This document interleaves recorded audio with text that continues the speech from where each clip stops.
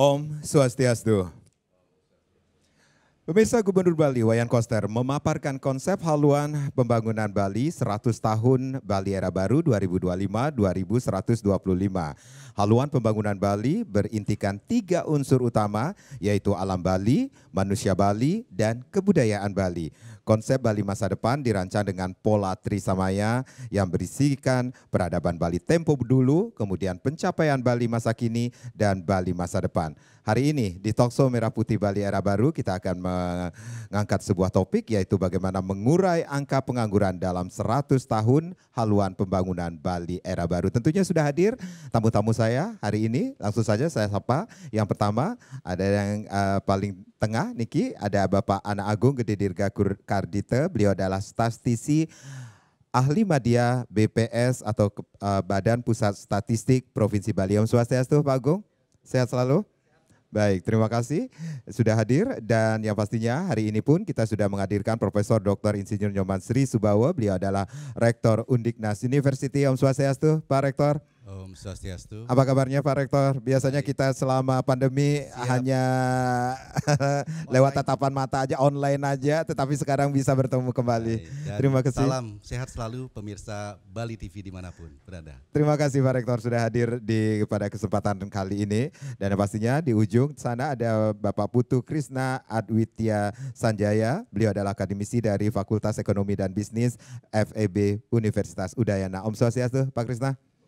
Sehat selalu nggih? Selalu. Sehat, salam sehat selalu nggih. Yang pastinya Bapak-bapak hari ini kita akan berbincang-bincang bagaimana mengurai angka pengangguran dalam 100 tahun haluan pembangunan Bali Era Baru. Pak Agung, di awal saya sempat mengatakan ini Bapak Gubernur Bali pun sudah memaparkan konsep haluan pembangunan Bali 100 tahun Bali Era Baru. Tetapi kita akan berbicara tentang manusia Balinya. Manusia Bali termasuk juga SDM yang akan dibangun 100 tahun ke depan. Bapak melihat ini sebegitu pentingnya SDM Bali sehingga Bapak Gubernur pun memaparkan konsep Bali masa depan yang sudah dipaparkan. Oke, terima kasih. Jadi suatu pembangunan bisa berhasil jika SDM yang ada di dalamnya berkualitas. Yeah. Oke. Jadi sedemikian pentingnya kualitas SDM untuk membangun, untuk bergerak, membangun di suatu wilayah. Oke. Jadi sudah tepat jika 3 unsur tadi nih, salah satunya adalah penguatan SDM. Oke. Seperti yang kita lihat di Bali juga, jadi bagaimana tenaga kerja di Bali. Baik. Oke. Jadi yang selama ini kita gambarkan dengan TPT, tingkat pengangguran terbuka, yang kondisi kemarin, jadi itu kita lihat masih kualitas tenaga kerja kita masih rendah. Jadi pada Februari kemarin, jadi tercatat masih sekitar 43% tenaga kerja kita di Bali berpendidikan SD ke bawah. Oke, apa artinya itu Pak? Jadi seperti ini Ki, hampir setengah tenaga kerja di Bali berpendidikan SD. Jadi ketika pendidikan tenaga kerja kita rendah, sudah barang tentu posisi-posisi yang ditempati tidak pada posisi tinggi, sehingga pengangguran kita rendah, akan tetapi kesejahteraan tenaga kerja kita menjadi kurang sejahtera, menjadi kurang sejahtera, seperti itulah. Ya, berarti ada hal yang perlu kita cermati pasca COVID-19 dengan kondisi angkatan kerja kita di Bali khususnya Pak? Oke. Jadi, kondisi di pasca COVID, jadi ketika kita lihat TPT di Bali, tingkat pengangguran terbuka di Bali, jadi TPT di Bali kondisi Februari kemarin tercatat sebesar 3,73%. Jadi capaian ini turun jika dibandingkan awal COVID di Agustus 2020, jadi awal COVID. Jadi pembatasan PPKM itu yang ada di Maret, terus gambaran ketenaga kerjaan kita potret pada Agustus 2020. Jadi pada kondisi 2020 tercatat tingkat pengangguran terbuka di Bali sebesar 5,63%. Jadi capaian yang cukup tinggi. Nah, terus berkurangnya mulai dibukanya pariwisata, keran pariwisata. Ya. Jadi membuat kesempatan kerja semakin tinggi, penyerapan tenaga kerja semakin tinggi, dan tercatat kemarin di kondisi 2023 Februari kemarin tercatat tingkat pengangguran terbuka di Bali sebesar 3,73. Nah, meski demikian pengangguran di Bali yang kondisi 3,73 itu masih lebih tinggi jika dibandingkan dengan pengangguran yang sebelum pandemi Covid, sebelum kondisi normal. Ya, dengan tingkat 3,73%. Ini berarti apa di lapangan yang terjadi sebenarnya? Jadi masih ada sekitar 101.000 penduduk Bali yang kondisi Februari 2023 kemarin menganggur. Ini menjadi indikatorkah untuk mengukur tingkat tenaga kerja yang tidak terserap oleh pasar kerja kita atau menggambarkan kurang termanfaatnya pasokan tenaga kerja khususnya di Bali, Pak Agung? Jadi kan pulihnya ekonomi Bali, dibukanya keran pariwisata, jadi bergerak mulai dari penerbangan, terus mulai dari akomodasi, makanan dan minuman, dan ikutannya transportasi. Nah, bergerak secara perlahan.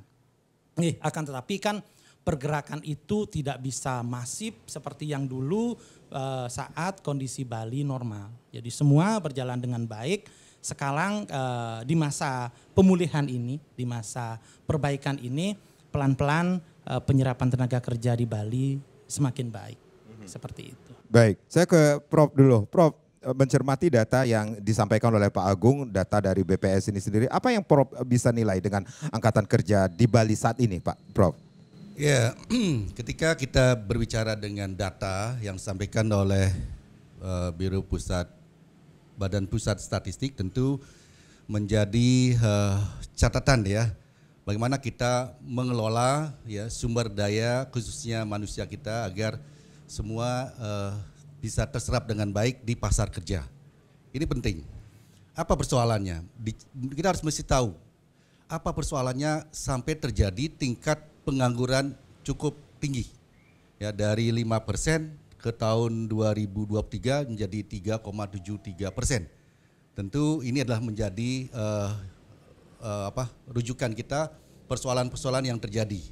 Apakah mereka diakibatkan oleh pandemi, lalu banyak yang tutup usaha dan mereka jadi menganggur, atau ya mereka tidak sesuai dengan kompetensi mereka, lulusan yang tidak memenuhi pasar kerja, atau mereka betul-betul lulusan ya profil lulusan tidak sesuai dengan yang ada di Bali. Ini mesti juga dipikirkan sehingga data yang sampaikan oleh BPS lalu kita analisis dan tentu menjadi rancangan kalau ya kita membuat 100 tahun haluan pembangunan Bali yang based on tenaga kerja kita. Saya kira demikian. Berarti ada hal-hal persoalan yang sangat urgent sekali yang perlu diperhatikan. Betul. Khususnya di Bali ini sendiri. Kita mesti harus cermati persoalan-persoalan apa saja, lalu kita akumulasi dan cari solusinya apa. Agar 100 tahun ke depan persoalan ini tidak muncul. Ya, justru kita membuat ya 100 tahun haluan pembangunan Bali meningkatkan pengangguran di Bali khususnya sehingga menjadi persoalan-persoalan lagi begitu. Baik. Nanti kita akan lanjutkan lagi bagaimana mengurai angka pengangguran dalam 100 tahun haluan pembangunan Bali era baru. Bapak-bapak, kita rehat sejenak. Pemirsa jangan kemana-mana, kami akan kembali tapi tentunya setelah yang berikut ini. Ya, terima kasih Anda yang baru saja bergabung bersama kami di Talkshow Merah Putih Bali Era Baru. Bagaimana mengurai angka pengangguran dalam 100 tahun haluan pembangunan Bali Era Baru tentunya. Prof, saya mau ke Profesor dulu kembali lagi. Prof, berarti ada hal-hal yang perlu diketahui apa sih sebenarnya persoalan sehingga sesuai dengan data BPS yang kita dapatkan ini cukup mengejutkan juga sesuai dengan tenaga kerja atau tingkat pengangguran di Bali khususnya. Berarti kemampuan apa yang harus ditingkatkan untuk meningkatkan kembali tenaga kerja kita agar terserap ke dunia kerja? Oke, baik. Tentu kita melihat kompetensi, tapi kita bicara tentang haluan ya, haluan 100 tahun pembangunan Bali. Iya. Kita ingin tahu juga sektor mana mau dikembangkan. Sektor pariwisata, sektor pertanian, atau sektor yang lain, perdagangan, UMKM dan sebagainya. Misalnya salah satu kita ambil, Yang kita kembangkan adalah sektor pariwisata menjadi ujung tombak selama ini ya, pariwisata. Pariwisata pun kita justifikasi lagi. Pariwisata apa? Pariwisata budaya, pariwisata alam, pariwisata bahari, pariwisata budaya kita. Nah, lalu sektor ini tentu ada profil lulusan. Yang dibutuhkan tenaga kerja di bidang apa sih? Menuju pengembangan pariwisata. Nah, kita klasifikasikan dulu. Kemudian sektor pertanian, ini akan kita kembangkan. Misalnya berbasis subak berteknologi misalnya. Seperti apa konsepnya subak berbasis teknologi? Lalu yang dibutuhkan tenaga kerja seperti apa? Kita klasifikasikan itu. Demikian pula UMKM ya berbasis digital, literasi digital. Kita enggak tahu ya 100 tahun itu kan panjang, lama sekali. Ya, apa kebutuhan terhadap pengetahuan, knowledge tentang digital? Saya kira tidak hanya sebatas marketplace itu selesai, tidak. Pasti banyak pengembangan 100 tahun saya kira waktu yang cukup panjang. Jangan 100 tahun, 10 tahun aja cukup panjang. Dan perubahan itu pasti terjadi. Dan begitu cepat perubahan itu. Lalu kalau kita membuat haluan 100 tahun, tentu banyak menjadi asumsi-asumsi dasar. Ya, memperkirakan, memprediksi, menghayal apa akan terjadi 10 tahun ke depan. Termasuk sumber daya manusia kita. Kalau kita berbicara tentang pariwisata tadi, pariwisata budaya, kompetensi apa yang harus dimiliki? Agar lulusan-lulusan SMK, perguruan tinggi, lalu mereka terserap dengan baik. Lalu mengajak, menurut saya ini perlu diskusi ya, pemerintah, dunia usaha, dunia industri, kampus, sekolah, dan masyarakat diajak untuk berembuk. Kompetensi untuk lulusan ini, ya bidang tertentu ini mesti seperti apa, agar mereka terserap. Sehingga persoalan-persoalan tadi itu ya, apakah persoalannya tidak sesuai dengan kompetensinya, persoalan karena mereka tidak mampuan soft skill dan hard skillnya, bisa diatasi dengan pemberian pembelajaran literasi di sekolah maupun di kampus. Walaupun ya itu adalah pendidikan secara formal. Bisa jadi pengembangan pengetahuan melalui pendidikan non formal. Pembelajaran, diploma atau di lingkungan masyarakat, di lingkungan komunitas bisa dilakukan pengembangan pelatihan yang menjadi rujukan untuk pengembangan human resources kita. Seperti itu, Pak. Baik. Berarti ada usaha-usaha yang perlu dilakukan, misalnya dunia pendidikan duduk bersama dengan industri, dunia industri duduk bersama, kemudian bisa dikatakan memperbaiki kurikulum yang betul. Saat Salah ini. satunya adalah memperbaiki kurikulum yang ada. Ya, tentu mereka yang berikan masukan. Baik. Ketika bicara tentang bidang ini, bidang A ya. Lalu dunia usaha, dunia industri memberikan masukan. Mereka mesti paham ini, masuk dalam kurikulum. Agar profil lulusan SMK, perguruan tinggi searah dengan pembangunan Bali ke depan. Ya, Bali itu tidak jadi penonton. Saya khawatir ya kalau sekolah-sekolah kampus tidak selaras dengan apa menjadi kebutuhan 100 tahun pembangunan Bali, lalu yang kita jadi penonton malah menyerap, mendatangkan tenaga kerja dari luar Bali. Kan suatu yang aneh karena tidak sinkronnya itu. Baik.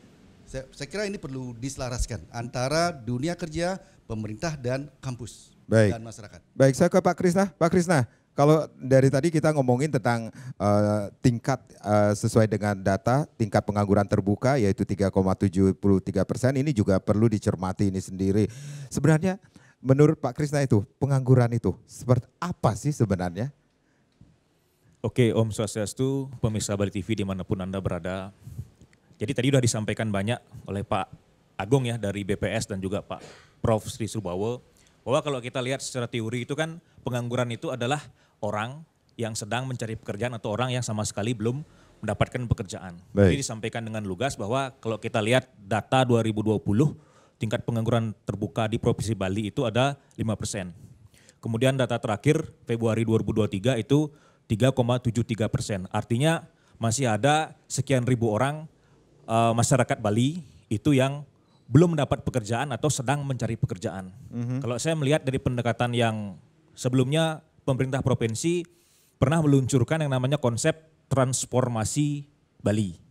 Ya, ada 6 sektor yang menjadi bidang prioritas. Tadi saya juga sepakat sekali disampaikan oleh Pak Prof. Sri Subawo bahwa kita harus memetakan bidang-bidang mana atau prioritas-prioritas mana yang nantinya akan bisa dimasuki oleh pasar kerja sehingga mereka-mereka itu bisa terserap dalam dunia kerja, bisa meningkatkan kesejahteraan hidupnya. Kalau kita lihat sekarang apalagi kita baru saja pulih bahwa kesempatan kerja itu memang luas sekali. Sehingga tadi diskusi di belakang bahwa kalau kita lihat tingkat pengangguran yang terjadi saat ini justru lebih banyak dijumpai pada masyarakat yang pendidikannya SMP ke bawah. Artinya kan ini perlu menjadi catatan serius untuk bisa diramu program-program agar nantinya bisa menyentuh mereka-mereka ini. Supaya nanti seperti tadi disampaikan sama Pak Prof. Sri Subawo bahwa lapangan pekerjaan yang nanti ada itu jangan sampai justru membuka keran bagi orang-orang lain atau orang-orang asing untuk masuk dan bekerja di Bali sehingga kita tidak menjadi penonton di daerah sendiri. Mungkin itu key point yang menjadi catatan serius. Apalagi kalau kita bicara 100 tahun ke depan. Ya. Karena kalau kita lihat titik nolnya atau starting point-nya itu kan 2025. Artinya nanti 100 tahun ke depan 2125 itu harus masyarakat Bali ini harus bisa sejahtera. Pengangguran harus bisa ditekan serendah mungkin. Itu barangkali poinnya. Ya, dengan konsep ekonomi Kerti Bali yang digagas pemerintah Provinsi Bali ini sendiri seperti apa Pak Krisna melihatnya? Ya, artinya kita tidak boleh lagi hanya bertumpu pada satu sektor.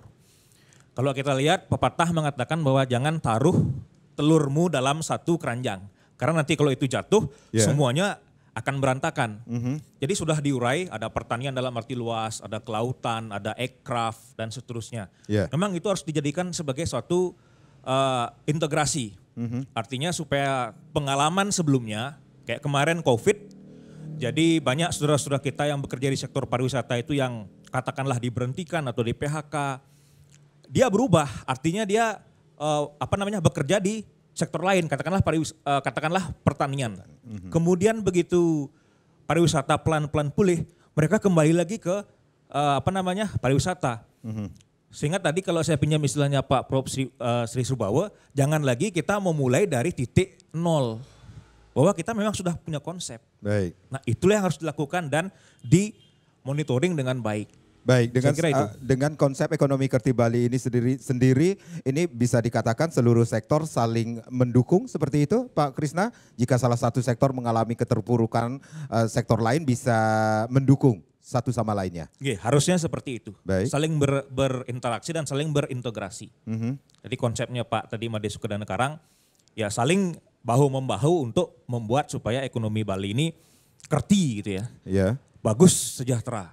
Seperti itu. Baik, saya ke Pak Agung. Pak Agung, dengan data yang sudah dari BPS sendiri, berarti ada pengenderan di sini Pak Agung melihatnya dengan 3,73% yang saat ini data yang dimiliki oleh BPS ini sendiri, bagaimana dengan TPT laki-laki dan perempuan? Jadi TPT laki-laki lebih tinggi dibandingkan TPT perempuan. Jadi pengangguran laki-laki lebih besar. Jadi pengangguran laki-laki lebih besar ketimbang pengangguran perempuan. Jadi jika melihat di lapangan, jadi kemungkinan mungkin Pak Prof yang punya analisanya nanti. Jadi bagaimana ada kemungkinan, ada kecenderungan. Jadi laki-laki itu lebih memilih pekerjaan yang tepat, memilih pekerjaan yang tepat sesuai dengan keahliannya. Baik. Jadi berbeda dengan perempuan. Jadi perempuan pekerja apa saja, bantu-bantu di mana saja, ya oke. Jadi bisa, jadi sanggup mereka. Jadi sehingga pada penghitungan kemarin tercatat TPT laki-laki sedikit lebih tinggi dibandingkan TPT perempuan. Ya, bagaimana dilihat dari daerah tempat tinggal mereka? Jika dibandingkan dengan daerah tempat tinggal, pengangguran di perkotaan lebih tinggi dari pengangguran di perdesaan. Jadi pengangguran di perkotaan kondisi Februari kemarin, 2023 kemarin tercatat sebesar 4,37. Sedangkan pengangguran di pedesaan tercatat sebesar 2,48. Jadi kembali lagi, kesempatan kerja, jadi lapangan usaha di pedesaan itu cenderung lebih bervariasi, lebih banyak ketimbang di perkotaan. Jadi pertanian yang menjadi salah satu seperti yang disampaikan tadi, bahwa ketika pariwisata kolaps, jadi pekerja lari ke pertanian. Jadi pertanian menjadi salah satu penampung tenaga kerja. Sehingga di daerah-daerah pedesaan, jadi ketika orang nggak kerja, bantu ke sawah, bercocok tanam seperti itu. Sehingga itu kemungkinan yang menyebabkan TPT di daerah pedesaan lebih rendah ketimbang di daerah perkotaan. Kalau dengan kalau berdasarkan pendidikan juga berpengaruh kah dengan data yang dimiliki oleh BPS? Nah, kalau berdasarkan pendidikan seperti yang disampaikan Pak Rektor dan tadi, jadi sebenarnya pengangguran itu pada tren sebelumnya. Jadi sebelum COVID, ketika kita berbicara sebelum COVID, tren pengangguran itu yang paling tinggi adalah pendidikan SMK dan universitas. Jadi sebelum COVID. Nah terus pas COVID anjlok semua, naik dan perlahan-lahan sekarang mulai terserap. Jadi pendidikan tinggi mulai terserap dan yang pendidikan SD mulai pendidikan tinggi yang mulai terserap karena kesempatan kerjanya tinggi. Jadi semua berlomba dan perusahaan pasti merekrut yang pendidikan tinggi dan pengangguran yang agak tinggi pada kondisi kemarin yaitu pada tingkat SD ke bawah, ya SD, SMP ke bawah. Yeah. Jadi bisa dikatakan ini tingkat pendidikan juga mempengaruhi TPT kita juga. Iya. Baik, Prof. Dengan melihat apa yang data yang sudah disampaikan oleh BPS ini sendiri, kemudian ada usaha-usaha juga dari khususnya dari pemerintah Provinsi Bali untuk mengurangi persentase tingkat pengangguran di sini, Pak Prof. Apalagi dengan konsep ekonomi Kerti Bali ini sendiri yang sudah dirancang oleh Provinsi Bali ini sendiri untuk kedepannya.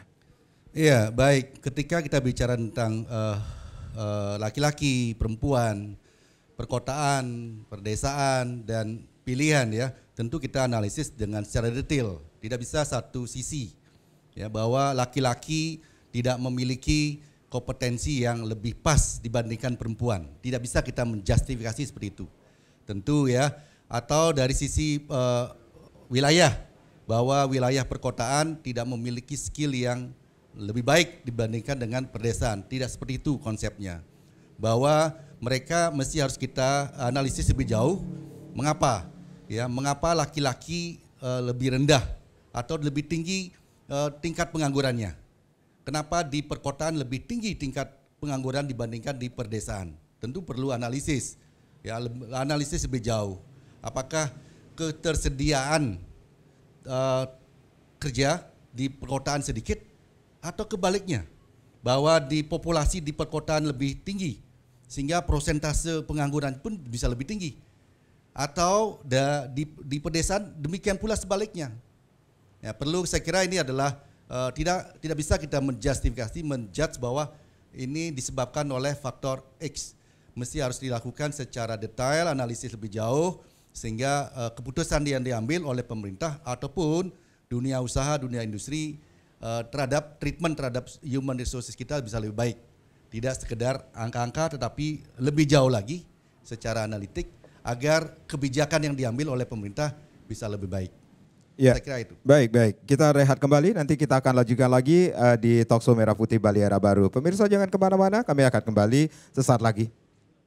Mengurai angka pengangguran dalam 100 tahun haluan pembangunan Bali Era Baru. Masih menjadi topik kita di Talkshow Merah Putih Bali Era Baru, Prof. Dengan apa yang sudah dilakukan, kemudian banyak sekali usaha-usaha yang perlu dilakukan. Dunia pendidikan dan industri duduk bersama untuk mengurangi tingkat pengangguran ini sendiri. Memperbaiki kurikulum, kemudian materi, dan keterlibatan industri. Bisa dikatakan dunia industri, seperti itu Prof. Melihatnya? Ya. Harus dilakukan? Betul, ya. Karena perubahan ya, perubahan itu pasti terjadi. Kalau merancang haluan 100 tahun apalagi. Ya, jangankan 100 tahun, 5 tahun aja sudah perubahannya begitu cepat. Baik. Dan tentu kurikulum kami di kampus itu melakukan perubahan setiap 2 tahun. Evaluasi terhadap kurikulum itu. Ya, apalagi ini 100 tahun, sangat-sangat luar biasa energi kita dan mencoba berimajinasi Kalau kita membuat haluan 100 tahun, kira-kira nanti 100 tahun apa sih akan terjadi? Kalau semua berbasis teknologi tentu akan terjadi pengurangan tenaga kerja. Kita siap enggak? Lalu apa kesiapan sumber daya masyarakat Bali? Kalau ya semua based on teknologi. Baik. Dan tidak mudah. Pekerjaan apa yang akan hilang? Mesti dipikirkan. Ya, dengan misalnya saya mencontoh perbankan lah. Perbankan store tarik tunai dengan mesin. Tenaga teller sudah berkurang. Dan ini menjadi fenomena di seluruh perbankan. Ya, respon terhadap perubahan. Kalau tidak merespon terhadap perubahan, bank itu pasti akan collapse. Ya, karena masyarakat membutuhkan itu. Perubahan perilaku masyarakat yang instan. Itu sudah fenomena juga. Kembali lagi ya, kita mencoba. Kalau 100 tahun itu menurut saya lama dan perlu kita mencoba berimajinasi kira-kira apa yang akan terjadi di 100 tahun lagi dan kita memprediksi dengan beberapa asumsi-asumsi dasar yang perlu dicermati perubahan-perubahan yang terjadi. Kalau para pakar teknologi mengatakan tidak sampai 100 tahun, 5 tahun ini semua berubah. Tidak perlu banyak lagi memprediksi, tidak perlu pasangan. Ya, sekarang diciptakan. Kita lihat sekarang negara Jepang, populasi berkurang. Lalu apa? Tenaga mesin yang bergerak. Dan itu terjadi. Dan prediksi-prediksi ke depan tidak sampai 10 tahun katanya. Jepang populasinya berkurang 2 juta, 3 juta, malah 5 juta per tahun. Bagaimana mereka mengatasi persoalan-persoalan tenaga kerja? Mereka ciptakan dengan artificial intelligence menciptakan robot-robot. Saya yakin kok di Bali tidak mau akan seperti itu. Yeah. Lalu mesti harus dibuat rancangan. Ya, rancangan apa? Nanti yang terjadi bersihin hotel dengan robot. Kita tidak dibutuhkan kan begitu. Maaf ya, ini kembali lagi efek dari globalisasi mesti harus kita pikirkan agar ciri khas Bali tidak menjadi berubah secara drastis. Walaupun perubahan itu pasti terjadi, ya dikit demi sedikit pasti terjadi, tapi kita bagaimana mengantisipasi perubahan itu dan merespon terhadap perubahan itu sehingga kita tidak tertinggal, kita tidak tenggelam. Saya kira itu. Jadi bisa dikatakan ini kurikulum yang diterapkan saat ini sendiri, bagaimana Prof melihatnya? Saya kira perlu saat ini kita benahi terus, ya benahi dan sesuai dengan mekanisme yang terjadi dan kebutuhan pasar kerja, ya semua mesti harus menyesuaikan seperti itu. Kami di kampus pun setiap 2 tahun melakukan itu, mengundang para pakar, mengundang para dunia usaha, dunia industri. Ayo, kami punya kurikulum seperti ini, masih sesuai enggak? Oh masih, Pak Rektor masih, tapi tambahkan ini, bidang disiplin ilmu ini, keahlian di bidang ini, pengetahuan tentang ini. Kita masukkan menjadi bagian dari kurikulum sehingga ketika mereka lulus, mahasiswa kami lulus, ya profil lulusan kami diserap pasar kerja. Begitu. Baik, Pak Krisna, kita mengetahui dengan pencapaian Bali masa kini yang tertuang di 44 tonggak peradaban penanda Bali era baru, salah satunya fokus kepada SDM Bali unggul, seperti itu. SDM Bali unggul. Nah, hal-hal tersebut tentunya juga sudah dilakukan oleh pemerintah Provinsi Bali. Apa yang Pak Krisna lihat dari fokus kepada SDM Bali unggul ini sendiri? Ya baik, memang sudah banyak yang dilakukan oleh pemerintah, tetapi juga banyak juga yang harus perlu dibenahi. Tadi lanjut apa yang disampaikan oleh Pak Rektor bahwa memang perubahan itu kan abadi. Jadi perubahan memang tidak bisa diantisipasi, tetapi paling tidak dari saat ini kita harus melakukan ancang-ancang. Karena kalau kita lihat sekarang sudah era 4.0, bahkan di Jepang sudah 5.0.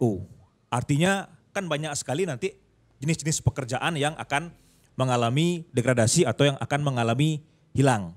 Untuk itulah yang harus diantisipasi. Itu yang pertama. Terus yang kedua, yang coba saya tawarkan atau didiskusikan adalah untuk bisa mencetak sumber daya manusia yang unggul. Selain faktor pendidikan juga perlu yang namanya perubahan kurikulum secara dinamis. Jadi ada 2 hal di sini yang menjadi key point. Yang pertama, tenaga kerja itu harus reskilling, dan yang kedua tenaga kerja itu harus upskilling.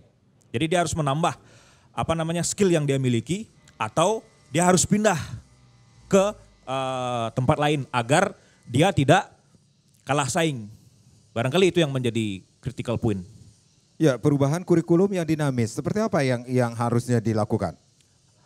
Artinya ada kesesuaian atau link and match antara apa yang dibutuhkan pasar dengan yang dicetak oleh perguruan tinggi. Apalagi misalnya di perguruan tinggi itu kan ada namanya CPL, capaian pembelajaran lulusan atau capaian profil lulusan mau jadi apa. Sehingga agar tidak begitu sudah lulus ternyata tenaga kerja mereka tidak bisa dimanfaatkan karena pasar tidak membuka atau membutuhkan jenis pekerjaan seperti itu. Itu yang menjadi catatan. Berarti ada hubungannya dengan isu-isu bahwa ini kampus bisa dikatakan sebagai pencetak tenaga kerja lulusan yang belum siap kerja seperti itu? Pendidikan di perguruan tinggi saya kira sudah sangat bagus.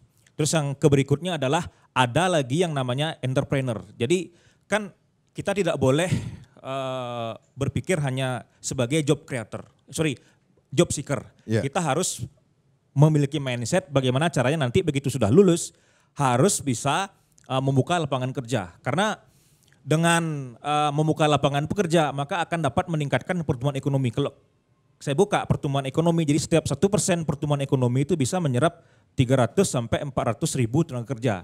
Untuk negara berkembang seperti Indonesia, inilah yang harus digenjot.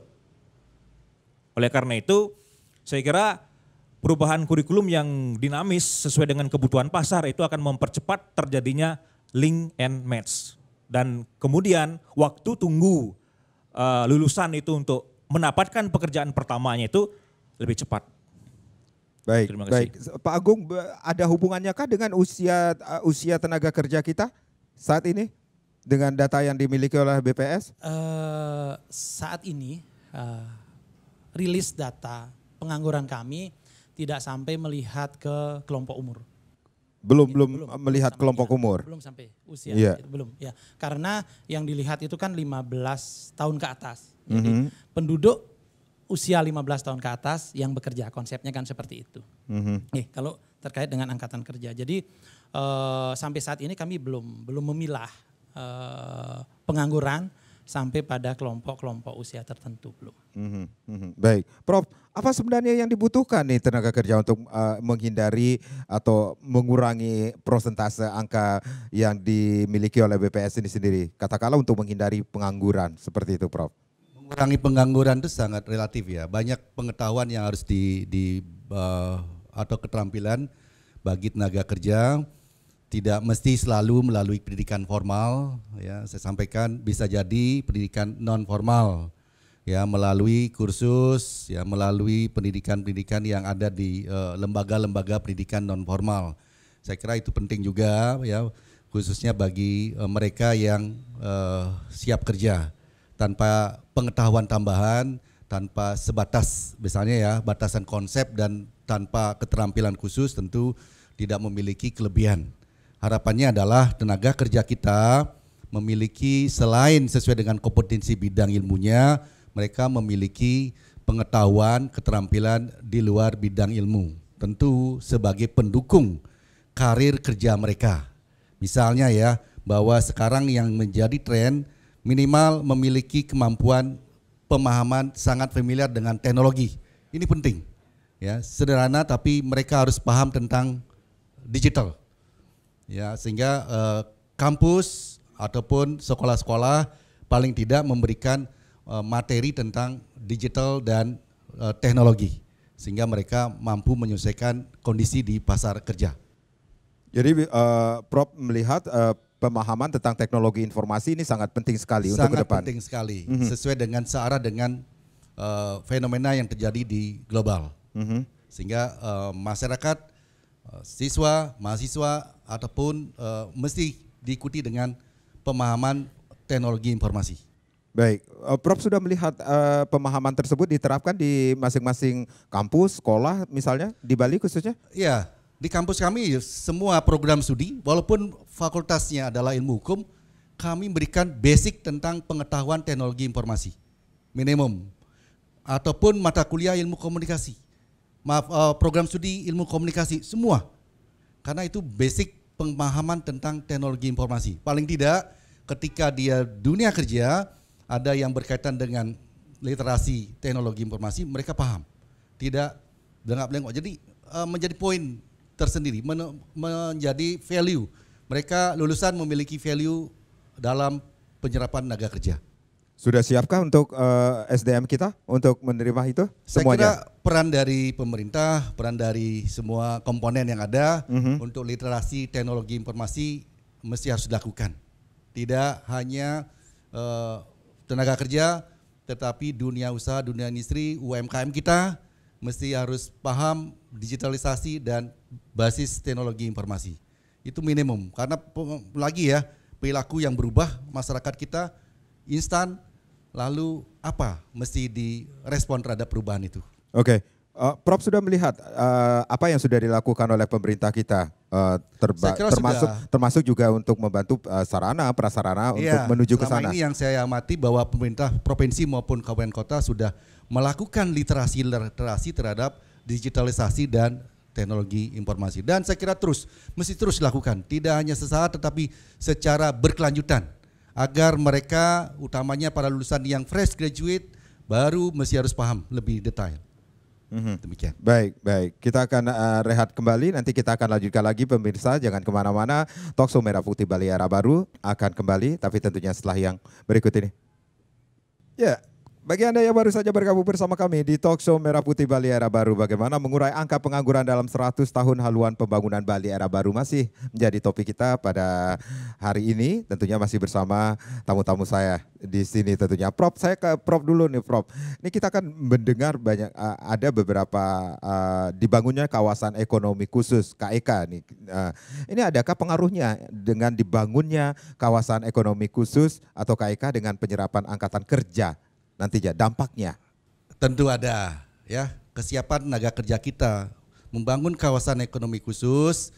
Ya, kita mesti cermati kira-kira nanti tenaga kerja apa yang dibutuhkan, lalu kita mencermati ya tenaga kerja kita, masyarakat kita, SMK, SMA, perguruan tinggi, agar bisa terserap membangun kawasan agar diisi oleh orang-orang domestik, orang-orang kita sendiri.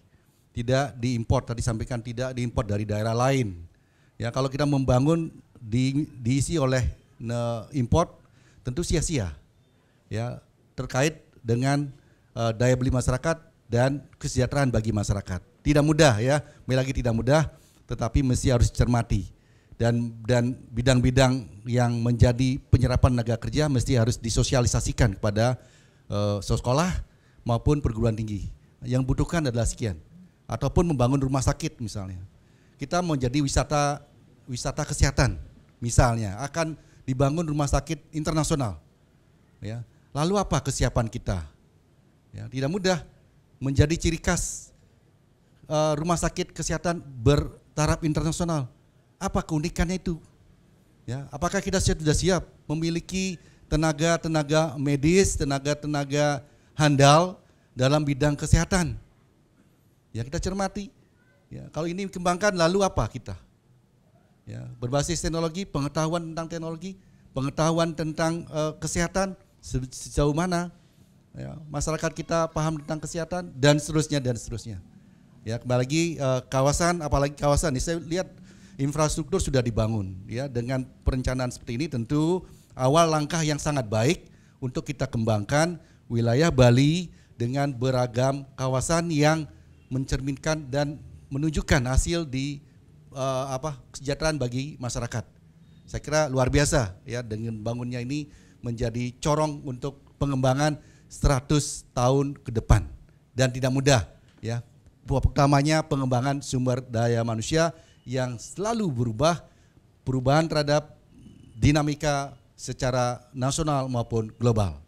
Baik, Pak Krisna, dengan apa yang disampaikan Prof ini dengan dibangunnya kawasan ekonomi khusus KEK di beberapa daerah, ini harusnya dibangun di setiap daerah di seluruh Bali tentunya. Bagaimana Pak Krisna melihat kesiapan kita, SDM kita untuk mengisi bisa dikatakan untuk penyerapan angkatan kerja di kawasan ekonomi khusus ini sendiri? Ya, baik, dengan adanya pembangunan KEK atau kawasan ekonomi khusus secara langsung akan memunculkan yang namanya multiplier effect. Jadi efek turunan dari adanya objek yang dibangun di wilayah tersebut. Tentu yang menjadi pertanyaan berikutnya adalah apa kesiapan SDM yang dimiliki oleh kita untuk mendukung dari adanya KEK tersebut. Tentu di sini yang harus dipersiapkan adalah pemetaan dulu. Seperti tadi disampaikan bahwa membuat yang namanya kawasan ekonomi khusus dalam hal apa, tentu nanti persiapan-persiapan terkait tentang proses rekrutmen sumber daya manusia, proses pengisian posisi-posisi tertentu di dalam KEK itu akan menjadi suatu hal yang penting. Oleh sebab itu penting sekali untuk mempersiapkan yang namanya sumber daya manusia agar bisa masuk atau bisa terserap dari adanya kawasan ekonomi khusus tersebut. Seperti yang kita lihat, jangan sampai dengan adanya kawasan ekonomi khusus justru yang menikmati atau multiplier effect yang ditimbulkan dari adanya kawasan ekonomi khusus itu bukan untuk masyarakat sekitar atau bukan untuk wilayah atau daerah tersebut, tapi justru untuk daerah lain atau pihak lain. Ini yang perlu dicermati agar tidak pendapatan atau value atau benefit larinya keluar, agar tidak seperti itu. Kalau seperti itu terjadi kan sama dengan pepesan kosong. Ya, itu jadi ada hal-hal yang perlu dilakukan oleh pemerintah, khususnya pemerintah Provinsi Bali untuk mengurai angka pengangguran yang dirangkaikan dalam program 100 tahun haluan pembangunan Bali era baru. Pak Krisna, lihatnya? Ya, betul sekali. Saya kira memang sepenuhnya tidak bisa dibebankan kepada pemerintah. Artinya semua pihak harus bersinergi. Kalau kita lihat konsep pentahelix, triple helix. Triple helix ini kalau bisa dijalankan dengan baik untuk membantu atau mengurai yang namanya pengangguran, ini justru akan lebih cepat untuk menurunkan atau mengatasi tingkat pengangguran tersebut. Jadi artinya sinergitas di antara pemerintah, masyarakat itu sendiri, swasta, dari kalangan kampus, akademisi, dan lain sebagainya. Jadi triple helix maupun juga pentahelix. Saya kira itu Pak Made Sukadana. Baik. Saya ke Pak Agung. Pak Agung, ada data nggak sih Pak Agung pada kuartal pertama 2023 ini sendiri perubahan pola penyerapan tenaga kerja di Bali? Kalau pola tenaga kerja dari sebelum COVID sampai sekarang, jadi penyerapan tenaga kerja itu didominasi oleh 5 lapangan usaha. Jadi seperti pertanian, perdagangan, industri, akomodasi makanan dan minuman, dan konstruksi. Jadi 5 lapangan usaha tersebut merupakan 5 lapangan usaha terbesar yang menyerap tenaga kerja di Bali. Baik dari sebelum COVID maupun sekarang di pasca pelalihan. Nah, akan tetapi pas saat COVID kemarin, sebagian besar yang bekerja di sektor pariwisata, akomodasi, jadi penunjang pariwisata itu beralih ke pertanian dan perdagangan. Seperti fenomena pedagang pinggir jalan, pedagang mobil pinggir jalan, terus orang-orang yang di PHK di perkotaan lari ke pedesaan untuk bekerja, ya bekerja seadanya, petani segala macam. Nah, terus dan sekarang pada kondisi, jadi pada kondisi yang kemarin, Februari kemarin, jadi tercatat 96.000 tenaga kerja pertanian berkurang. Dan 87.000 tenaga kerja di sektor penunjang pariwisata mengalami peningkatan. Jadi terlihat bagaimana ekonomi Bali, pergerakan tenaga kerja di Bali itu benar-benar dipengaruhi oleh sektor pariwisata. Ya, bisa dikatakan ini sektor pariwisata masih menjadi penunjang sektor ekonomi, masih menjadi sektor unggulan. Nah, ya. Baik, Prof. Ini yang menarik sekali, di awal pertanian pun disampaikan oleh data BPS menjadi sektor yang pertama sekali. Bahkan di konsep ekonomi Kerti Bali pun yang digagas pemerintah Provinsi Bali kembali menuju kekuatannya sejak masa lalu hingga saat ini dimiliki Bali adalah sektor pertanian. Tetapi saat ini sudah agak berkurang. Ini seperti apa Prof melihatnya fenomena ini? Iya, ketika COVID sedang ya terjadi COVID, memang sebagian besar masyarakat kita itu pindah kuadran ke sektor pertanian. Ya kita akui juga ya bahwa itu adalah hal penting karena itu menyangkut kebutuhan dasar kita. Kemudian pasca COVID, pariwisata pun mulai bergeliat kembali. Dan saya melihat fenomenanya adalah meninggalkan sektor pertanian, beralih lagi ke sektor pariwisata. Ya. Sehingga kenapa kan begitu? Kenapa ini terjadi? Memang ketika kita cermati ternyata sektor pariwisata menghasilkan lebih cepat dibandingkan sektor pertanian. Bukan berarti sektor pertanian kita tinggalkan, tidak. Ya.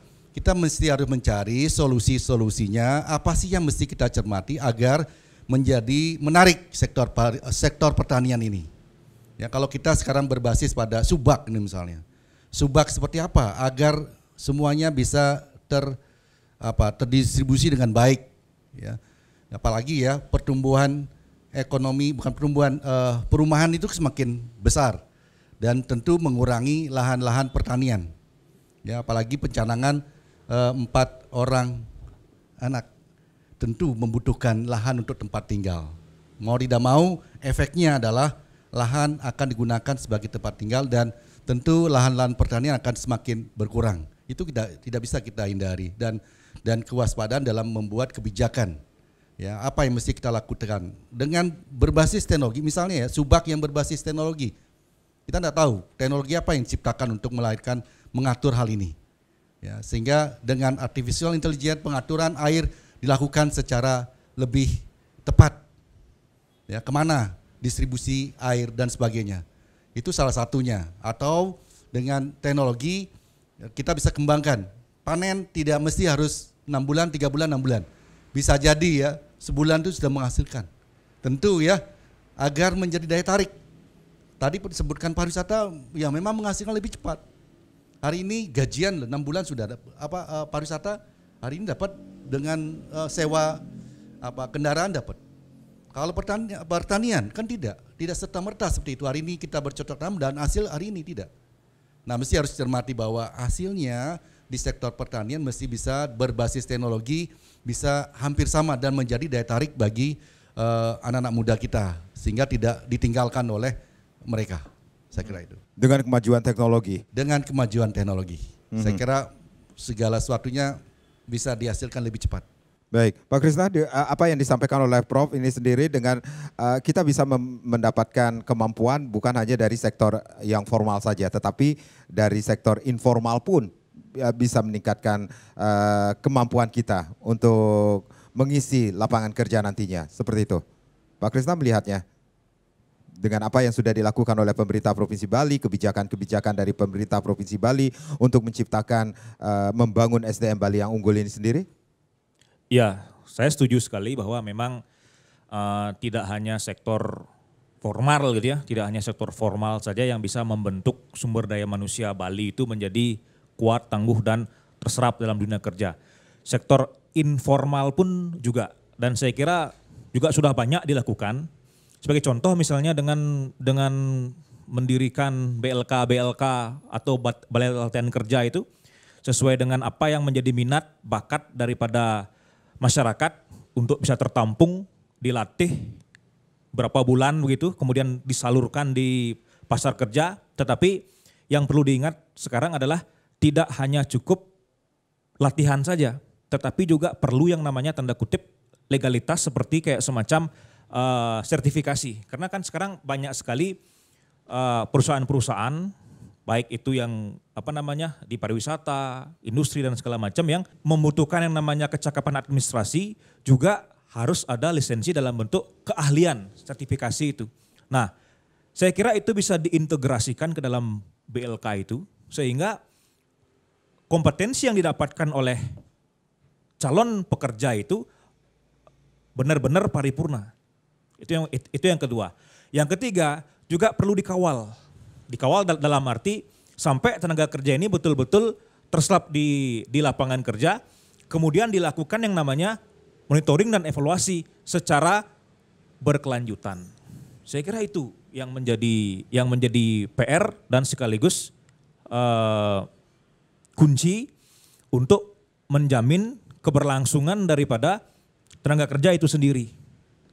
Baik, Pak Agung, dengan apa yang data yang saat ini dimiliki oleh data BPS Bali, kemudian kita juga mendengarkan pemaparan konsep haluan pembangunan Bali 100 tahun Bali era baru ini sendiri, apa harapan dari BPS sendiri, khususnya di Provinsi Bali sendiri?